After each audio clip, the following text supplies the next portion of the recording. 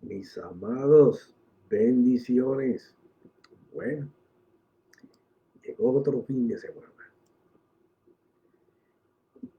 Bueno, glorioso mi Señor, ya por varias veces he estado con estos problemas de corazón. A los 33 años me dio uno muy fuerte. Le dije a mi esposa que se preparara porque yo no salía de ahí a la juventud. A los 42 me repitió y a los 46 estando en la mesa de cirugía con todos los pronósticos malos, me tocó que firmar hasta un papel por si moría en la cirugía o algo. Le da el doctor por hacerme un cateterismo antes de rajarme y dijo, no, me trajeron al paciente equivocado, este hombre tiene un corazón de un bebé. Eso fue a los 46 años. Y ahora pues me estaba volviendo a faltar el aire, unos mareos ahí. Y me hicieron unos exámenes y determinaron que tenía que volver. Y bueno, me volvieron a hacer el mismo cateterismo y otra vez limpio. Entonces, para la casa, mi hijo. Y averiguar, a ver, puede ser un desorden que me esté causando subidas y bajadas de azúcar y eso sean los mareos y de falta de aire. Ya este es otro paseo. Hoy el paseo fuerte es mi Espíritu Santo. Ah, qué bello es mi Señor. Bueno, como no estuve el miércoles, me la están debiendo. Voy a tratar de ser breve, 4 horas seguidas. Ok, miren, indudablemente que el mejor tiempo de la iglesia es ahora. Y aunque tengo que ir despacio, porque mi amigo el Espíritu Santo me dijo, no corras, ve despacio. Recuerda que tú dijiste cuando empezaste en febrero, no quiero influenciar tu manera de pensar, sino que yo, el Espíritu Santo y la palabra, que es Cristo, el Verbo, somos los que te vamos a aclarar los misterios de lo que se está viviendo en este momento y lo que nos espera. Entonces, siguiendo ese formato de mi amigo, eh, quiero solamente ir a las escrituras e irte enseñando las cosas que están en la escritura, compartiendo, abriendo los oráculos, para que tú puedas discernir y el mismo espíritu que me habla a mí, que me habla a todo el mundo, pueda quitar el velo de nuestros ojos y podamos ver claramente los tiempos proféticos a que nos enfrentamos, poder ver la bendición preparada por Dios para tiempos difíciles, porque indudablemente que la fe está hecha para esos tiempos. La fe no está hecha para tiempos de abundancia o un balance económico bueno, no, la fe está hecha para tiempos difíciles. Tenemos que enseñarnos que lo sobrenatural para nosotros es lo natural para Dios. Entonces, yo creo que desde el lunes que empezamos, los programas que vienen, te aconsejo que si te interesa el tema no te pierdas ninguno, porque vas a poder identificar claramente la dispensación del Espíritu Santo y el Espíritu Santo obrando con Cristo de la mano.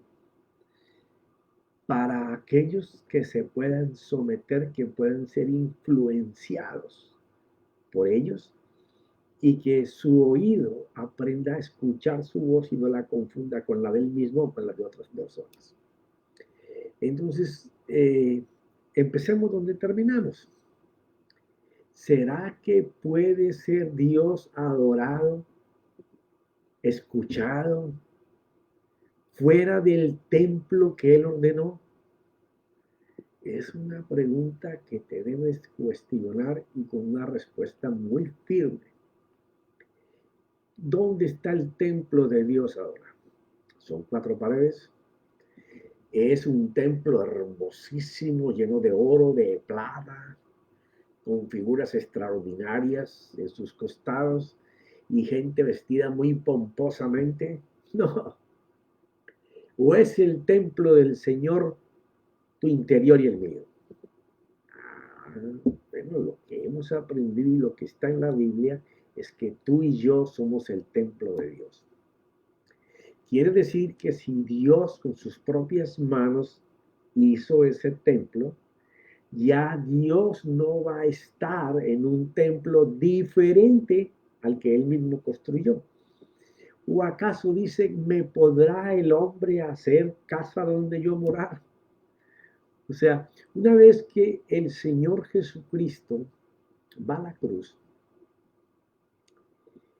y derrota al enemigo, Él le arrebata al enemigo el poder de usar el pecado para llevar las almas a perdición. Pero ¿cuáles almas? Las almas que entregan su corazón a la voluntad del servicio de nuestro Dios. Los nacidos de nuevo. Los que son guiados por el Espíritu, Él dice que son sus hijos. Entonces, según la Escritura, solamente Dios puede ser adorado en el templo que Él hizo con sus propias manos y que había profetizado de todos los profetas hasta el mismo Señor Jesucristo. Y la interpretación que dan los apóstoles es exactamente igual a esa, porque Él lo hizo para un propósito.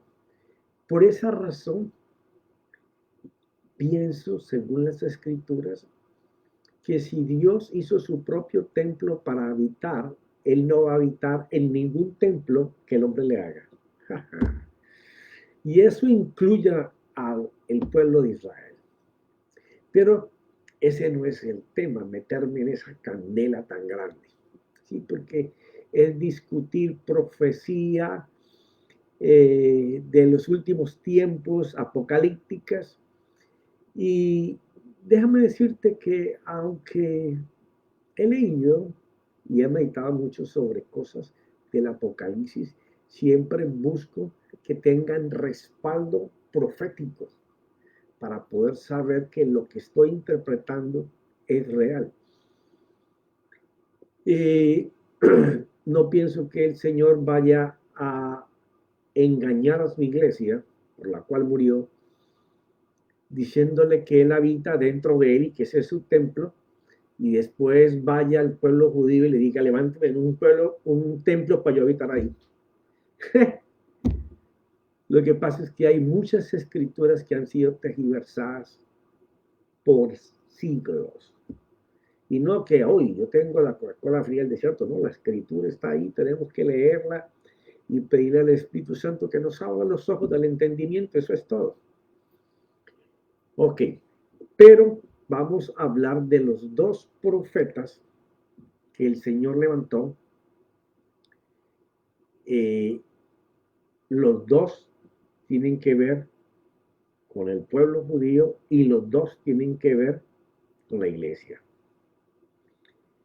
Pero en el tiempo en que fueron levantados, Daniel fue levantado para los gentiles, porque Daniel hablaba a gente que no adoraba a nuestro Dios. Y Ezequiel fue levantado para hablarle al pueblo de Dios. Habían dos profetas en ese tiempo, levantados por Dios con dos diferentes caminos, pero un mismo propósito. Vamos a tratar de hacer una combinación para poder que nos abra el bocado y poder entrar al plato fuerte que va a ser en dónde está la iglesia en el Apocalipsis, en qué parte, según las escrituras, es el tiempo posible en donde la iglesia sea raptada. ¿Por qué posible? Porque nadie sabe el momento ni el tiempo, pero hay evidencias en la Biblia de cuánto será el tiempo, cómo se inicia, cómo se marca. Regularmente la gente siempre ha utilizado Mateo 24, Pero cuando usted coge, como lo he explicado tantas veces, coge una parte y una escritura y comienza a hacer una doctrina, a otro le gusta y repite lo mismo y vuelven y hacen lo mismo, se vuelve como una pandemia. Una cosa que todo el mundo habla lo mismo, pero hay que ir a las escrituras. La mejor manera de uno estudiar la Biblia no es sacando un texto de contexto, sino mirar qué otros textos apoyan eso que tú estás estudiando. De eso se trata. Entonces, miramos en el capítulo 47 una gloria que está venida para la iglesia y que le fue mostrada a Ezequiel. Ahora tenemos que confirmar que lo que se dijo en Ezequiel 47, el versículo 3 al 5, en donde comienza a fluir el río de la presencia de Dios del lugar de la presencia. Pero es una visión que está viendo Ezequiel. No es que eso esté sucediendo. Es una alegoría de lo que Dios va a hacer en un futuro. Pero al tiempo, todos esos 40 y pico de capítulos anteriores, el Señor está tratando con Ezequiel, mostrándole el por qué van a ir cautivos, el por qué Jerusalén va a ser tomada, cómo va a ser tomada, cómo va a ser destruido el templo hecho por Salomón. Y comienza a enseñarle, si tú lees Ezequiel del capítulo 1 al capítulo 10 por lo menos, te vas a dar cuenta la mala herencia que dejó Salomón. Y yo con Salomón no me la pico muy bien. Aunque muy bonitos todos los proverbios y muy profundos que él enseñó, pero no aparece ¿cómo se llama? En la alfombra roja de los hombres de la fe en Hebreos 11. Tú vas a leerlo, ahí no aparece Salomón, porque hay cosas que Dios dijo que los idólatras, los que colocaban ídolos por encima de él, esos no eran, aunque lo usara para escribir proverbios. ¿Por qué razón? Ese poco de mujeres que tuvo, 1000 y concubinas y un poco de cosas, hizo que se creara una demencia inmoral al sexo. Entonces, Dios comienza a mostrarle a Ezequiel lo que estaba en el interior del tabernáculo hecho por Salomón. Y comienza a mostrarle cómo la decadencia moral fue tan grande que en los cubículos, que habían cubículos a la derecha, a la izquierda, dentro del templo, ya no era como de Moisés, que eran toldas de cuero, no, ya esto era edificios hechos, en donde habían recintos para que se cambiaran los levitas, los sacerdotes, estaban sus trajes, sus linos blancos, los cuales ellos no podían salir con ella fuera del atrio, porque así lo había determinado el Señor. Y del otro lado estaban las mesas donde ellos arreglaban los animales para poder sacrificar, y las carnes que ellos tomaban para ellos y todo eso, y las herramientas para poder trabajar en el altar del sacrificio. Pero en los cubículos de cambio habían llegado a tal punto que habían cubículos para guardar aguas limpias que las mujeres traían, y había otro enseguida para la leña. Y habían convertido en los cubículos interiores de cambio de ropa lugares de prostitución. Comienza el Señor a mostrarle a Ezequiel por qué va a ser y esta ira de Dios contra ellos por esos 70 años.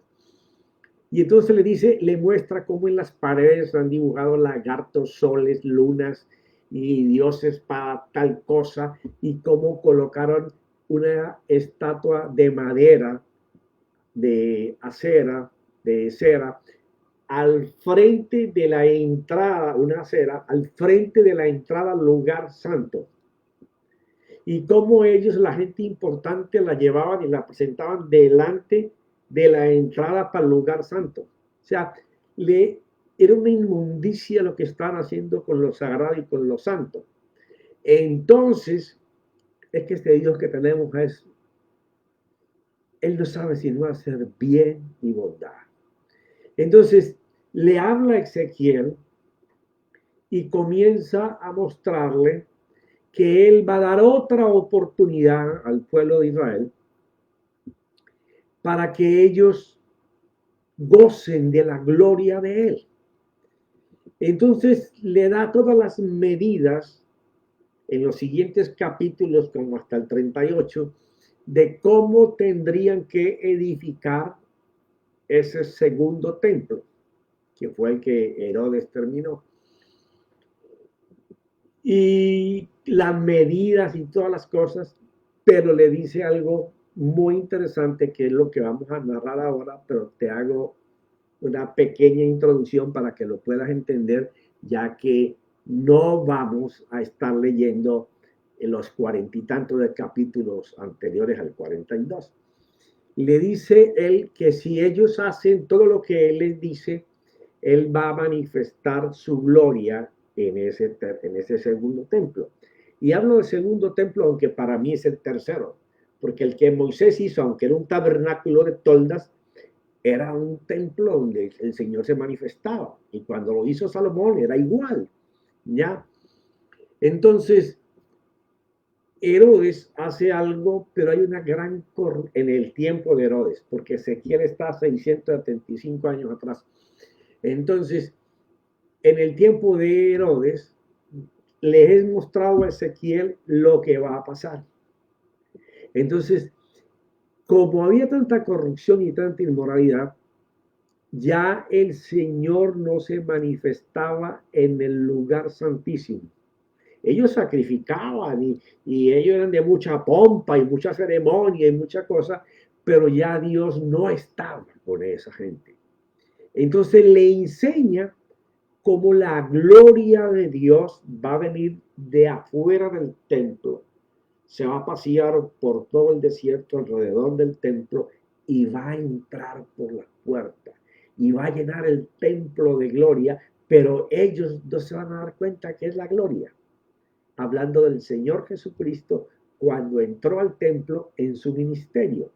Entonces, después miramos cómo le fue mostrado a Ezequiel que para nosotros, aquí con los hebreos, con los israelitas, en ese segundo templo, la gloria viene de afuera y entra por la puerta al templo, que es lo que el Señor Jesús hace. Y leímos en el capítulo anterior cómo la gloria salía del lugar de la presencia, bordeando todos los lugares pecaminosos de los cubículos que ellos usaban, y salía por la puerta hacia afuera a llenar de gloria la tierra. Que eso es lo que hace que la cruz y el sacrificio y la sangre de nuestro amado Salvador permita que su gloria caiga y venga sobre sus hijos. Pero esta introducción tenemos que verla por escrituras. Entonces, comenzamos ahí en Ezequiel 43, del 1 al 11. Esto tiene muchos versículos para seguir la interpretación de lo que iba a pasar dentro del templo, pero vamos a mirar cómo la gloria entró en lo que le fue mostrado a Ezequiel en visión de lo que sería el segundo templo, el que hizo Herodes.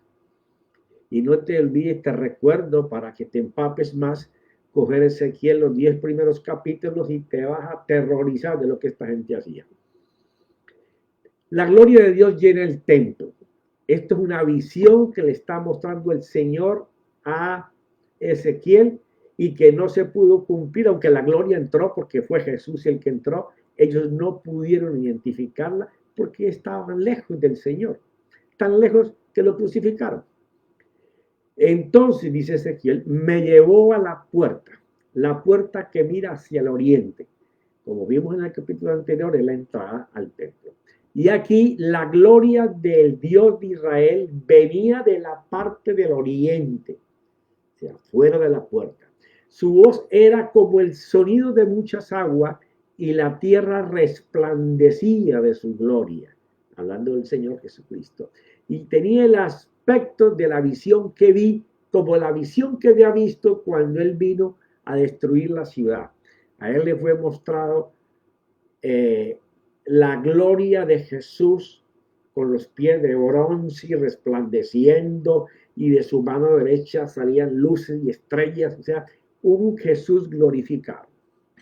Y tenía el aspecto de la visión que vi como la visión que había visto cuando él vino a destruir la ciudad, y las visiones eran como la visión que yo había visto junto al río Quebar. Recuerda que visión, visión, visión, grábate. ¿Por qué? Porque nosotros los profetas, y yo lo digo porque Dios trabaja así conmigo, no sé con otros profetas, pero del 100%, el 98% son cosas que estando yo con los ojos abiertos, Dios me enseña, Dios me muestra, o bien de la escritura, o bien de personas o de sucesos que van a pasar. He estado orando por mucho tiempo y digo, Señor, hay muchas personas que se acuestan, duermen y tienen sueños. Me gustaría tener sueños de que fueran esas visiones que tú me muestras despierto, pero hasta ahora no se han dado. Solamente una, hace muchos años. Junto al río Quebar, entonces me postré sobre mi rostro. La gloria del Señor entró en el templo por el camino de la puerta que da hacia el oriente. O sea, es una visión que le está siendo mostrada de lo que va a pasar en ese segundo templo. Como la gloria de Dios no estaba debido a su prostitución, su inmoralidad, todas las cosas que ellos hacían malas en el tiempo que le tocó al Señor Jesús vivir, y ya venían haciéndolo desde 40 años atrás también. Entonces ahora la gloria de Dios que se manifestaba en el lugar santísimo, ahora como no está esa gloria en ese lugar, la gloria viene de afuera del templo y va a entrar por la puerta, que es el Señor Jesucristo. O sea, por la entrada de las 4 columnas. Y el Espíritu me levantó y me llevó al atrio interior. He aquí la gloria del Señor llenó el templo. O sea, cuando él está viendo en la visión, él ve cómo el Espíritu Santo lo levanta por encima del templo y lo coloca dentro del atrio para que él vea cómo entra la gloria y contemple cómo la gloria llena todo el templo. Y eso es lo que él está narrando. Y oí a uno que me hablaba desde el templo, mientras el hombre estaba de pie junto a mí, y me dijo: Hijo de hombre, este es el lugar de mi trono, el lugar de las plantas de mis pies. O sea, donde yo me pare, esto es lo que se mostraba ahí, donde yo me pare, se para Dios. Claro, porque el Hijo era Dios. Entonces, eso es lo que le está siendo mostrado a Ezequiel. ¿Ya? Entonces, donde yo me pare, esa es la gloria de Dios. El lugar de las plantas de mis pies es donde habitaré entre los hijos de Israel para siempre, y la casa de Israel no volverá a profanar mi santo nombre, ni ellos ni sus reyes con sus prostituciones y con los cadáveres de sus reyes cuando mueran, poniendo su umbral junto a mi umbral y sus postes junto a mis postes, con solo un muro entre ellos y yo. Ellos han profanado mi santo nombre con las abominaciones que han cometido, por eso los he consumido en mi ira. Versículo 9. Que alejen ahora de mí sus prostituciones, los cadáveres de sus reyes, y yo habitaré entre ellos para siempre. Se le está mandando a Ezequiel a profetizar para un tiempo futuro, que si ellos hacen eso en ese templo que van a construir ahora, cuando la gloria entre y no esté nada de eso, ellos van a poder verla. Pero fue lo que no hicieron. No la vieron. O sea, en esa otra chance, esa oportunidad que el Señor le da de nuevo a Israel, Israel no lo hace. Por eso es que cuando tú lees ahí Juan, el Evangelio dice que a lo suyo vino, que siempre los han interpretado mal diciendo a los suyos vino, no.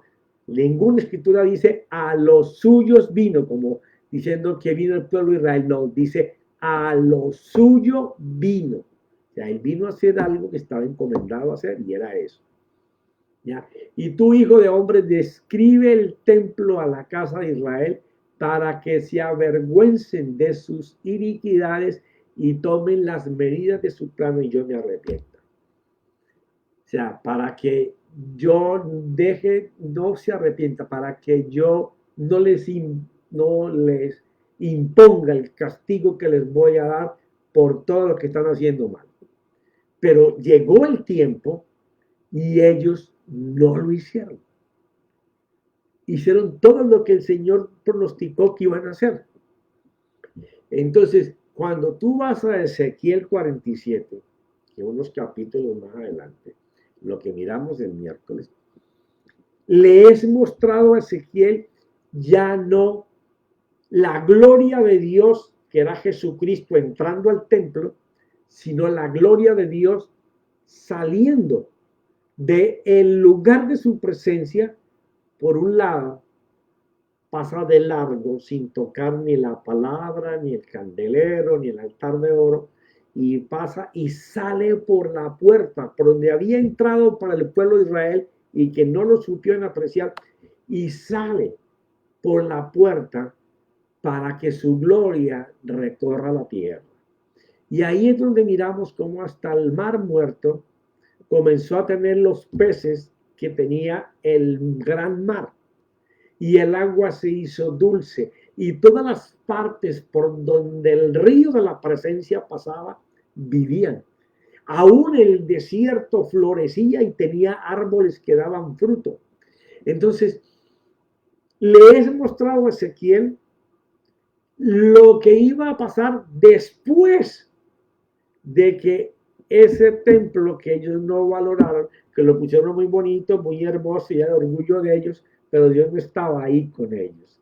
Para ellos Dios no era orgullo, no era estar exaire por tenerlo. ¿Ya? Entonces, por cuanto no valoraron, ese templo también fue destruido, ¿cierto? Y vamos a ver más adelante cómo a Daniel le es mostrado esto, porque tenemos que ver que las palabras en las escrituras se vuelvan como opiniones que engranan perfectamente para poder saber los sucesos que pasaron, los que estamos viviendo y los que vienen, ¿ya? Porque para la medida de la obra del plano del Señor Jesucristo, de continuo, es necesario que le permitamos que Él haga a través de nosotros. Y eso solo sucederá si nos sumergimos en el río de Dios, como lo dijo el Espíritu en Ezequiel 47, 3 y 5. O sea, lo que te acabo de parafrasear ahora. A aquel profeta, Ezequiel, se le dio la oportunidad de que se sumergiera en el río de Dios. Pero primero lo llevaron a que los pies entraran en el río de Dios. Y ahí el hombre estaba tranquilo. Después que le diera las rodillas. Después lo llevaron a la cintura. Y cuando ya tenía que desprenderse del sistema de este mundo, que era soltar los pies de la tierra para comenzar a nadar, pues ya no podía cruzar caminando. ¿Ya? Cruzar caminando es obra. Cuando usted quiere hacer las cosas para el Señor y así en la postura alegórica que muestra Ezequiel, donde usted tiene que emplear la fuerza y aferrarse a las cosas de este mundo para poder hacerlo, usted no puede navegar en la profundidad del río. Entonces el Señor devuelve al profeta y le enseña cómo los que van a la profundidad y se sumergen en el río de Dios no hay sino bendición. Y comienza a enseñarle las orillas llenas de árboles frutales, hasta para las hojas, para la sanidad. Y comienza a enseñarle cómo en el mar muerto era red sobre red, red sobre red, gente pescando y había para todos pesca. Y dice que pescaban todo tipo de animales como en el mar grande. O sea, yo sé que más adelante lo vamos a contemplar mejor, pero te quiero parafrasear lo siguiente. Este tiempo, que es la dispensación del Espíritu Santo, porque si tú no entiendes eso, tú vas a estar jugando a la iglesita, tratando de hacer las cosas en tu fuerza, y no es en nuestra fuerza, sino en la fuerza del Espíritu. Si tú no te sueltas a una obediencia plena con el Espíritu Santo y aprendes a tener tiempo de calidad con Él, tiempo de calidad es un específico, separado, para estar hablando con Él. Pero aún así, en todo momento que tu mente no esté generando tus labores, estar hablando con Él, te vas a perder del mejor amigo, del mejor maestro, el mejor guiador hacia el plan que Dios ha preparado para tu vida y para la vida en tiempos difíciles. Porque en estos tiempos difíciles es donde la fe manejada por el Espíritu, las palabras en las manos del Espíritu, van a tener el poder creativo continuo.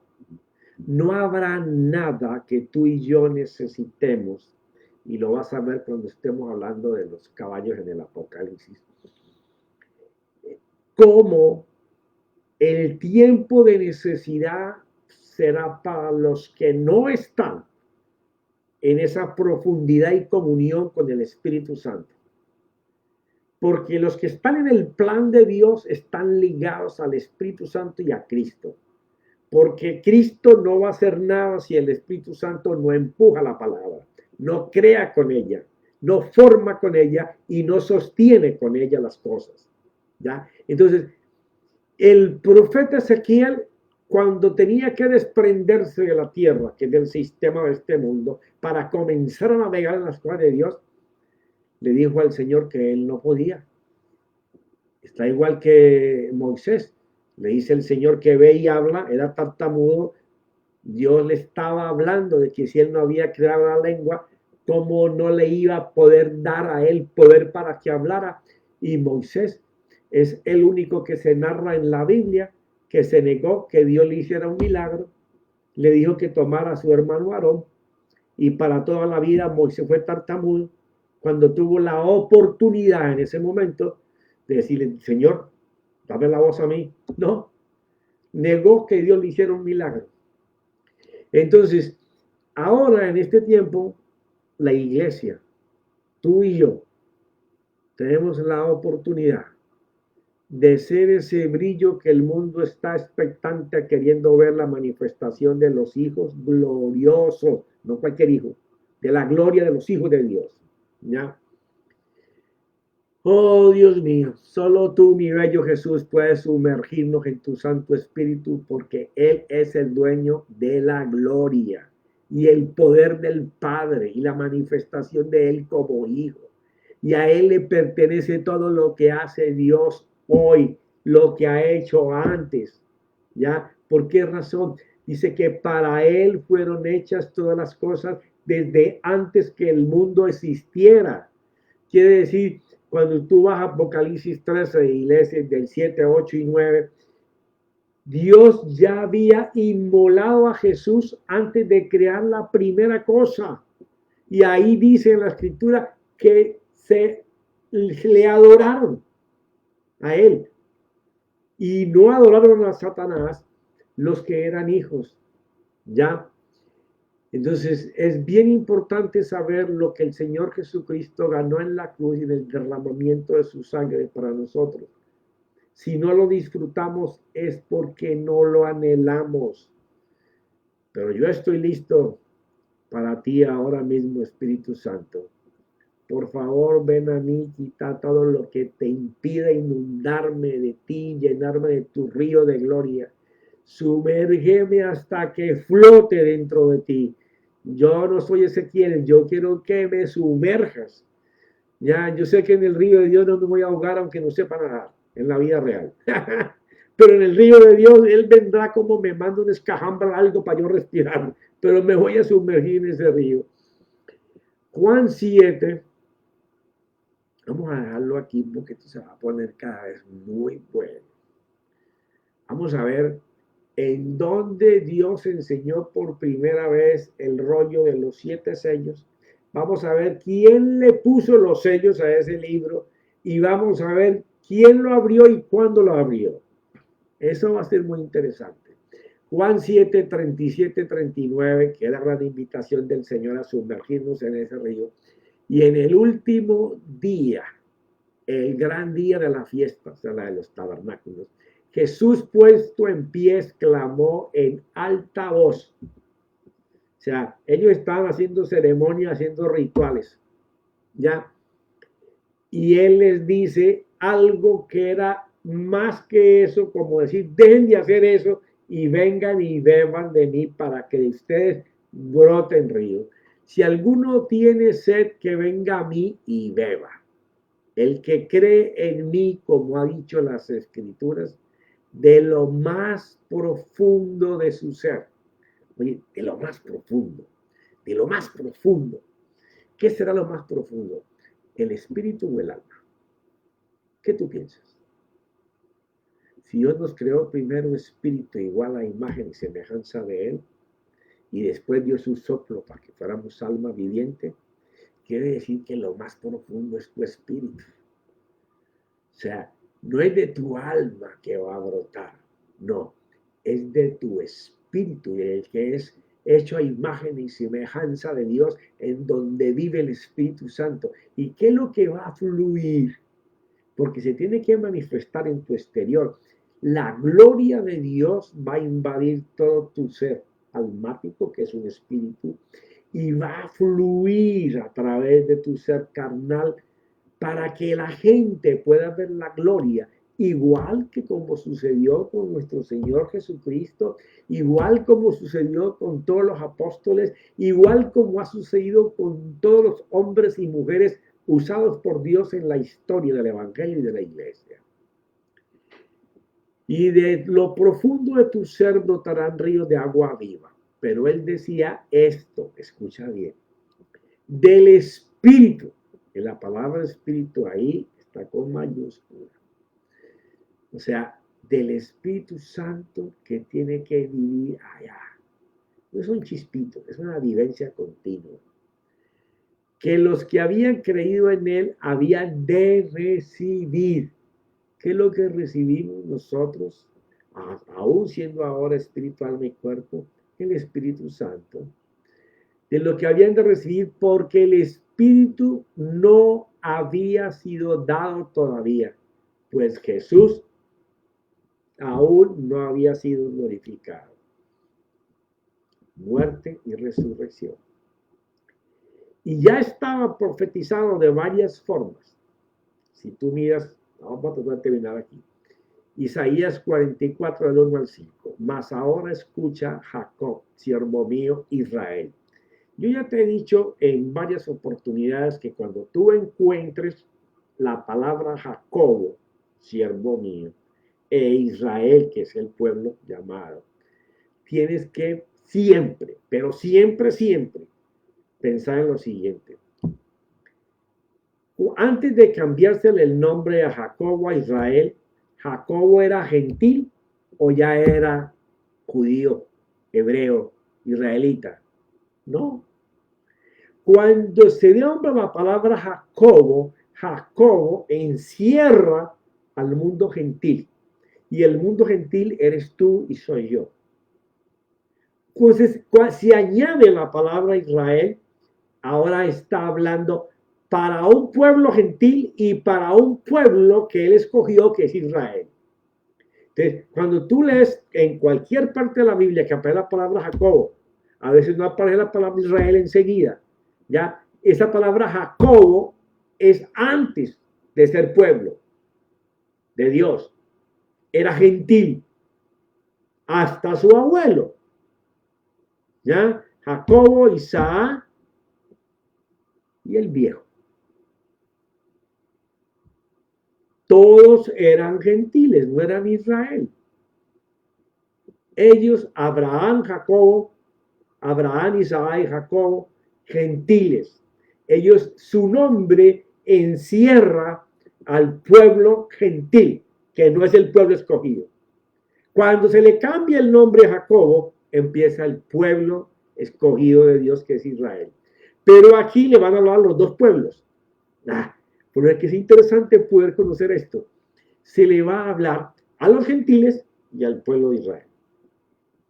Mas ahora escucha a Jacob, siervo mío, Israel, a quien yo he escogido. Ahí está lo que te explicaba ahora. Primero, Jacob, siervo mío. Israel, a quien yo he escogido, un pueblo. Así dice el Señor que te creó, que te formó desde el seno materno y que te ayudará. No temas, Jacob, pueblo gentil, siervo mío, ni tú, Jesurún, a quien he escogido, el pueblo judío. Porque derramaré agua sobre la tierra sedienta. La oportunidad de que tengamos el río de Dios fluyendo es tanto para el pueblo escogido de Dios, Israel, como para el mundo gentil que se entregue al Señor. Porque derramaré agua sobre la tierra sedienta, la tierra árida, la que no tiene vida. Y torrentes sobre la tierra seca derramaré, mi espíritu sobre tu posteridad. Esto es precioso, ¿por qué? Porque nada de esto se cumplió hasta la resurrección de nuestro Señor y la llegada del Espíritu Santo sobre los judíos primero y después sobre los gentiles. Porque estaba prometido. Entonces ahora hay una aceleración en el nivel glorioso de la vida de Dios en todo aquel que quiera servirle con toda su voluntad, con todo su albedrío, con todos sus sentidos, no mirando lo que hay en el sistema, ni anhelando lo que hay en el sistema, como aquellos sacerdotes que se les profetizó mediante una visión que iban a tener esa oportunidad de que la gloria iba a entrar por la puerta y no la pudieron recibir.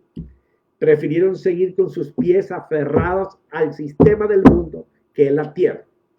Y torrentes sobre la tierra seca derramaré mi espíritu sobre tu posteridad y mi bendición sobre tus descendientes. Mire, mi hermano, yo no me canso de hablar con todas las personas que están a mi alcance de que yo quise prosperar en mi fuerza y siempre me fue mal.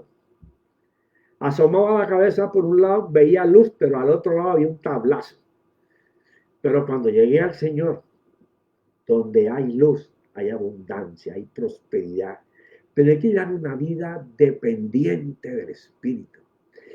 Usted puede saber mucha Biblia, tener mucho conocimiento, y no es malo. Pero jamás podrá ser ese conocimiento una vida en su vida si el Espíritu Santo no la forza, no la trabaja, no se la tatúa en su corazón. Usted tendrá conocimiento de Dios, pero no conocerá al Dios de su conocimiento. Por eso muchas veces en muchos lugares yo les digo que hay muchos hermanos que son bibliotecas religiosas ambulantes. Se saben las 14 Biblias, traducciones que han aprendido a interpretar palabras de griego, arameo y hebreo, pero es todo lo que saben porque sus vidas no tienen ni el fruto del Espíritu, ni los dones del Espíritu. Profeta, pero usted está muy arrogante hoy. No, es que usted no puede manifestar ninguno de los 9 semillas que tiene el fruto del Espíritu Santo si no es que los dones lo enseñan. Por eso Él reparte los dones como Él quiere, para que usted pueda dar fruto. Y el fruto es para otro. Y el don no es para usted. El don es para el que recibe el fruto. ¿Por qué? Porque la fe no es para usted.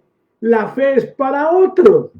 Y cuando usted aplica eso en su vida es porque el Espíritu Santo, que es Dios, que es amor, está haciendo que tú cumplas el gran mandamiento y el segundo mandamiento que Jesús dijo que era tan igual como el primero. El primero, amar a Dios con toda tu fuerza, con todo tu corazón, con toda tu mente, con tu intelecto, con todo. Y el segundo, amar a tu prójimo como a ti mismo. Entonces, usted no puede llevar una semilla del fruto que está ahí en Gálatas 5 porque no tiene un don que pueda manifestar el fruto. Hay gente que tiene algún don y puede manifestar una semilla del fruto.